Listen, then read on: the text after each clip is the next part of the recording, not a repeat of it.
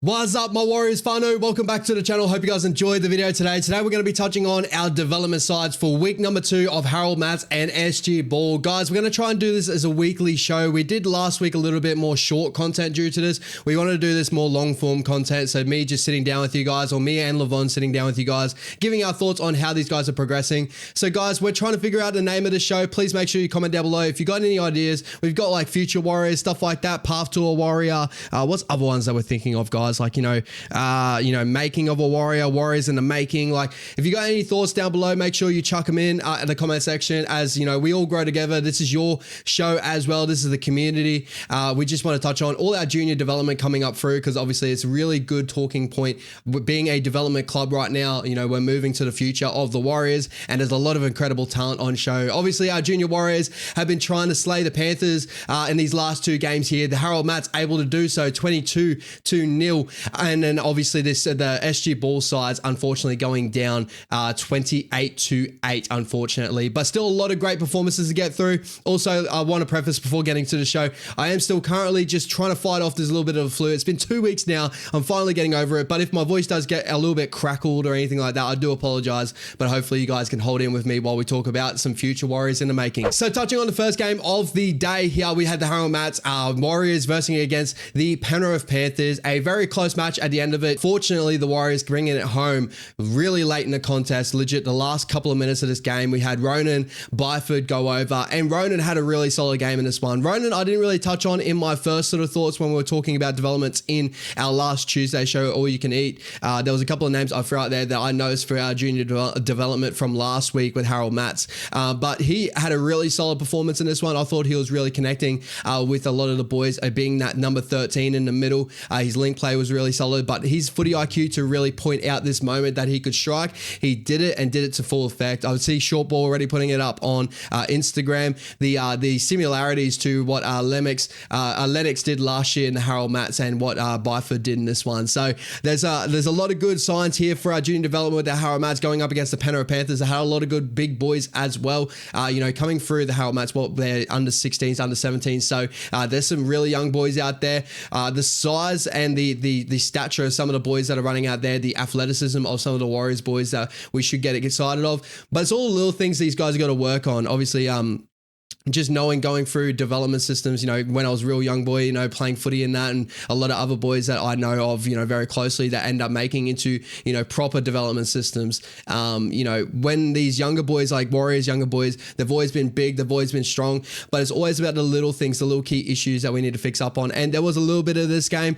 We were hampered due to a lot of errors that were really struggling for us to really keep a hold of the Penrith Panthers. There was a moment we started off with 2 big tries. We had Caleb Fido off the back of Tyler Hanson's beautiful ball out to him to score that first try of the match at 4 minutes in. And then we went back to back, and I will be talking about this guy a little bit more later on. Lucian Michele going over, the big front rower at the number 8 that we have for the New Zealand Warriors going over. So we went out to a 10-0 lead, looked very dominant there. Then errors started coming to our game, and the Penrith Panthers started to come back into this one. Those are the little things obviously we do need to fix up on, but you also do got to understand, we all got to understand when watching these sort of things, these are very young kids, and this is what happens. If you watch any sort of park footy, you watch any even your BRL sides or anything like that over here in Queensland, if you watch it in New South Wales Cup, there's a lot of errors, there's a lot of messiness at times too. This is just what happens going through development grades, but those are sort of the areas you just need to clean up on, especially if you want to progress through the grades and just get better and better at your game. But there's a lot of really solid key performances here. As I said, a couple I've already named off the top of my head. The one I really do want to name is Lucian Michele. There's 2 Michele brothers in this one. Out of the 2, I do like the look of Lucian a little bit more, but both of them very, very solid front rowers there, and I do think they've got a decent future through this Warriors system. I do want to see a lot more out of them when going up through higher grades. Obviously, being some of the bigger bodies out in the football field, it's a lot easier for them to obviously move around, look more like intimidating out in that football field and catch a lot of people's eye. It's always good to have that big size and stature. But what I like is about some of their movements out there. He put a really nice shot on. Unfortunately, I think he ended up catching head clashing with the young bloke that ended up knocking himself out for the Penrith Panthers. But some really solid contact in the middle. I like his work rate. He gets through decent minutes as well. And especially the same with his brother D'Angelo. I do like a lot of his movements, but out of the two, I've just seen a little bit more like polish out of Lucian that I've really, really enjoyed. So that's just my opinion anyway. But he's definitely one to really continue to look out for. Got through a ton of work, a big body, moves very, very well. We also got Tyson Hanson, who got a little bit more of the share of the ball in this game than what he did last week. Obviously, our number 7 from last week, Harold Matts, not playing in this game, unfortunately, but Tyson was the captain of our Harold Matts side. So stepping up in this game, had a lot more touches of the ball. Defensively, he's really, really strong and just gives a lot of just a steadiness to his outside men, especially, if you're playing our center outside of a good defensive half, you can just trust them a little bit more when they get put on an island. Obviously, you want to defend from your inside and move on your out, all that sort of stuff. But when you got, I'm pretty sure on his side, we had Maasi, and he was really controlled of like when he needed to move in and help out Hanson in moments. But there was a lot of moments where Hanson did the job out that side. Really good tackle form, forced a couple of errors out of this game. And obviously the try assist to start off the game to bring over Caleb Fido, who looks like a really nice little prospect we have up there as well. The big name in his Harold Matts side that a lot of people will be watching on, and it's the big one that I think everyone's circled out of his Harold Matts side, is Bishop Neal. It's been 2 weeks now. The first week, obviously, a lot of people have been talking about him this week. Got for a ton of work as well. He's just a really big body. It's still, obviously, the little thing of him is just his line running and all that, but he does look like he wants the ball. He always wants the ball in hand. He still looks dominant between all this grade. So I'm really excited to see the future of this guy. He's so big and strong, beautiful footwork on the guy, but it's just all the little things that these guys do still need to work on. As I did say to touch on for the start of the video, what you do find it hard with is watching a lot of these juniors for the Warriors, and even sometimes, the Penrith Panthers had a couple of massive boys as well, is they're so big and size of stature that they'll go through, they'll look so damaging with their running and that. But when they touch men's style football, when they get into your Jersey flag or even go up to your New South Wales Cup, obviously flag's not men's sort of style, obviously, but you still got older boys there. And then you go New South Wales Cup, you're playing against men. Your size doesn't always just translate. You need to have those little intricacies in your game. There's another player in the SG Ball that I'm really enjoying at the moment that has a size and stature, but he's got really good technique as well for an edge back rower. Bishop's got solid fundamentals there too. I'm not saying that he hasn't got solid fundamentals, but he's just a really big, powerful, strong body. So it's a big watch to see how he goes through the grades, but he definitely is a guy we should be circling because he's got a ton of potential. From what I've heard, he's actually trained around our first grade squad or upwards of that, and has played amazing football in a lot of his high school comps and stuff like that. So guys, keep an eye out for him. He's definitely a major potential in this Harold Matts side. We're going to be talking a lot about him this year. I will be keeping updates on him continuing on through. And to finish off, a couple of other names that I really wanted to get out there too. Ronan Byford obviously scoring the game-winning try, but as we did say before, it wasn't just that movement that really pointed him out for us. He had a lot of really nice touches in this game, a really solid 13 out there in the middle, especially coming up against this Penrith pack that had a lot of decent size forwards out there as well. And Tia end up scoring a try in this game as well. I did want to touch on him a little bit because I touched on him last week in my Tuesday show with All You Can Eats with Joshy. Definitely still a guy I'm very interested in. He had a couple of errors in this game he does need to clean up on, but his footy IQ is still there, scoring his try, just burrowing over from dummy half. But I really do like him as that, momentum type player coming off the bench where, he can play in that hooker role, probably not as crispy at times in that hooker role, but I like him, even when he comes on as a middle forward, which I thought we played with him a little bit there last week, where we still carried our number 9 on the field, where he was just, finding his little moments. I wouldn't call him the cheese in that, but he's just got maybe more of a Bailey Hayward type of player with the doggies, probably less of the halfback type sort of look though. So he's like that real in-betweener of a Brendan Smith and a Bailey Hayward type. If you kind of understand what I'm saying with this, it's his footy IQ's there. He's got really great instincts. He impacts the game really well off the bench. He could play number 9 if you really needed to, or he could probably play in that 13 role if you need him to. So definitely a player I'll continue to watch out for as well with the Harold Matts. So solid little hit out there. 22-20 was a little bit of a worry. A couple of penalties, ill discipline, which you get through these junior grades and all that. A lot of this, I like to watch our individuals there, even though it's good to win championships and stuff with all these junior grades as well as a team. A lot of these guys, you know, a majority of these guys probably won't find their way all the way up to our New South Wales Cup or NRL sides, right? So we're just trying to find those individuals that are standing out, playing really good football. But it would be good to see this whole unit come together. 2 wins on a trot now. Maybe they can make a push for a back-to-back Harold Match Championship. That's what we're all hoping for coming into this year. And lastly, guys, moving over to our SG Ball side, unfortunately going down to the Penrith Panthers, who have a very, very stacked side, a very good side on paper as well, with a lot of good names I'll probably touch on in this video as well. So you kind of have an understanding of why, you know, what we had to deal with out there. But still pretty disappointing because, you know, some of these players in this SG Ball side have a big name as well. So we will be touching on a couple of blokes there. 28-8, it did blow out there a little bit late. We did make it a little bit more close of a game, you know, before half time. And then it kind of blew out late with 2 late tries for the Penrith Panthers, where we tried to bring one back with Compton Purcell, who had an absolute blinder, especially with that last try in that game. I'm sure you guys are going to be watching the highlights. Go check out the Warrior Holic, guys. Me and Warrior Holic Zane were talking back and forth throughout this game. We were really, you know, bouncing ideas on certain players and stuff. He's great for all this sort of content as well for junior development. He has a lot of video content out there, so you get to see a lot of the highlights as well. But Compton Purcell, I want to touch on him first because, you know, solely focusing on just our Warriors before I say about a couple of the Panthers boys that are out there looking really, really solid. But Compton Purcell, a really talented outside back. We have him playing center in this game. Last week, he was sitting on the wing. He has the ability to do so on both. The first thing you would notice if you go watch these games with Compton Purcell is he's such a damaging ball runner. He's got beautiful left and right foot steps. He's got a beautiful fend on him. I'm pretty sure he's a right-hand ball carry. He can switch to his left. I'm pretty sure he did that in that last little highlight there. Switched to his left, pumped off the fullback. A really damaging ball runner out of the back end. I think he only had 1 error in this game from memory, where it was a slightly poor one. Defensively, he holds in really, really strong. So he's definitely a guy I'm circling because everything I've seen out of him, I'm sure I've said his name to Warrior Holic that many times when I've watched him play.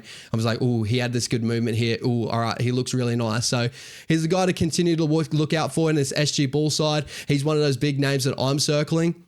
And as I said before, you know, when we're watching these junior grades, unfortunately, Penrith Panthers having a really good side. They've got a really good development system. Their system's in place really solidly. We've got a new head coach of the SG Ball side here trying to build these guys together. We've got a lot of talented players here. But unfortunately, you know, a lot of errors as well found themselves into this contest. This is what happens with juniors. And they're, you know, we're just trying to find these individuals that are really sticking out that we do believe can take the next level and can take the next step for all you guys to keep these guys circled in your book for the future. Very similar to what Rugby League Guru and all that sort of stuff do as well. So Compton Purcell is the first one there. The big notable name that everyone's going to be watching in the SG Ball this year is Kahu Kappa. We've seen 2 weeks out of him in this one. Unfortunately, I think the thing with Kahu is when you see him play his football, when you see him run, he looks a step above every bit of competition out there. Like he looks like the part. I know he hasn't scored a try in these last couple of weeks from memory. I don't think he scored a try last week and didn't score a try this week, but his runs are like so damaging. He's really taking contact really well in this grade here at SG Ball. You know, he's got beautiful left and right foot fan. His running style is real long, ragged, but he's got a beautiful big step on him. He's so like the similarities I had for him for like a Joseph Suoli'i type. I don't think he'll be like hyped up as much as that Joseph Suoli'i type, and I do believe Joseph Suoli'i is the better player, right? But he just looks and moves very similar to those sort of type of players, right?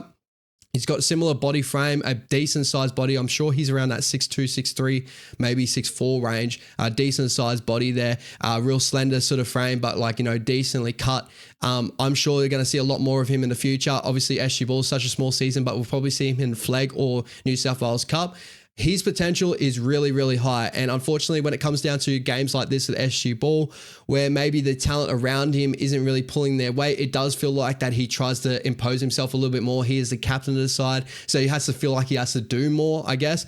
Some of the best centers understand that, you know, you can't do that too much. Sometimes you leave yourself too far open. It may not help the team as much. I feel like Kahu needs to pull that back just a tad. There's a really good other junior development center coming through the grade out of the Magpies system, Macassini, that I'm really, really high on.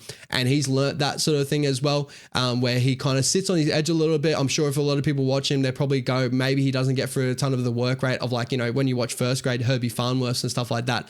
but they're a lot more of like the Stephen Crichton type mold where, you know, the touches that they have are really great touches. Kahu has that. Like when he has the ball in his hand, he has incredible touches and you can see the specialness that is in his hands.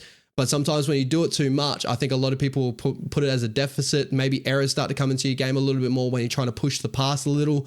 Those are the little things that Kahu's got to kind of like wrestle with a little bit that I think he is going to do because he's an incredible talent, guys. I know maybe some Warriors fans will be watching him and maybe think that he's overrated or anything like that. Trust me, guys, like the movement of the man, he is going to be really something special for the future. And him and Compton Purcell are probably two of the outside backs that we're really watching out for to maybe help with, you know, with our Warriors side right now, with the NRL side. I'm not going to say they're going to get into NRL or anything like that, but for the future, we are looking for outside backs, and these two guys have the potential with Sio Kali that played in the trials to continue to maybe step up in to that realm. Like I'm sure Kahu would do a job out in the wing for New South Wales Cup. You know, NRL is probably a bit big of a jump for him at the moment because he's so young still, but you know, he's still got the ability to do so in the next couple of years. So these are the guys we're going to be looking at. Continue to watch him because he's got a ton of talent. But again, he just needs to understand sometimes it's just about like, you know, having more of the quality touches more than the quantity touches. I don't think he's the type of player to be like a Herbie Farnworth that gets through a ton of work. I think he's more of the guy that defensively is so sound out there on the edge. He makes his the perfect movements. But like, you know, those touches in attack as well, it's just quality touches, and that will, you know, breed so much more hype around him too, I think as well, which like, you know, hampers him a little bit in my eyes anyway. That's why I'm kind of envisioning when people are probably looking at him. Maybe I'm looking too deep into that, but I think he's an incredible talent, guys. And I don't think he's really, I think that in these last couple of games, he hasn't put himself as a deficit. I just think these are little things that maybe he does need to learn for the future. Other names I want to touch on at the SG Ball, Noah Jensen. I've been really impressed with the last two games out of him. Unfortunately, Maui hasn't really clicked on like he did last year, in my opinion anyway. I think out of the halves that we have in our SG Ball right now, Noah Jensen is the best one currently. Jack Thompson still yet to come back from injury. That's the big name I'm circling, but Noah Jensen at the moment has been really solid. He has some really nice touches. A lot of the best shape that we had actually came down his side. He really gets the shape set in the right places. He pulls the right rein every time. He was the one that laid on the really beautiful ball to Pauling to bring it over. I'm pretty sure Pauling ended up pushing a really nice ball to the corner to score in the try with Connor Bowden. He was the one that instructed that first off the ruck. I think Maui put it on to Pauling and all that, but the space was created from the inside. There was another really nice moment there where he noticed that the fullback was a little bit out of play. Nice little chip over the top. If he regathered it, it would have created some really nice moment. Unfortunately, unable to regather it properly. And defensively, just a really strong player out there. I noticed it last week with the Manly game. In this one, he continues to improve me a little bit more. And as I said, with him and Maui there in the halves pairing, I prefer Noah Jensen at the moment, just the way he's moving right now. Maui still has a lot of potential and all that as well. I just think when Jack Thompson comes back of injury, those two guys will be fighting out for a spot, and Noah Jensen is a little bit more of the settled six that I can see turning into a really good halfback for the future, in my opinion anyway. That's just what I'm seeing with my eyes.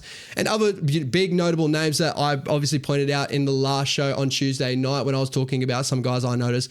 Tip Irola. I'm so sorry, guys. I'm butchering this one. As I said, I'm currently sick, but Tip Irola, the number 12 that we have for the New Zealand Warriors, big body, moves really well, but he's the one I was saying about the difference with him and Bishop Neal. He's so big and strong. He picks his times too. Like he runs a really beautiful line.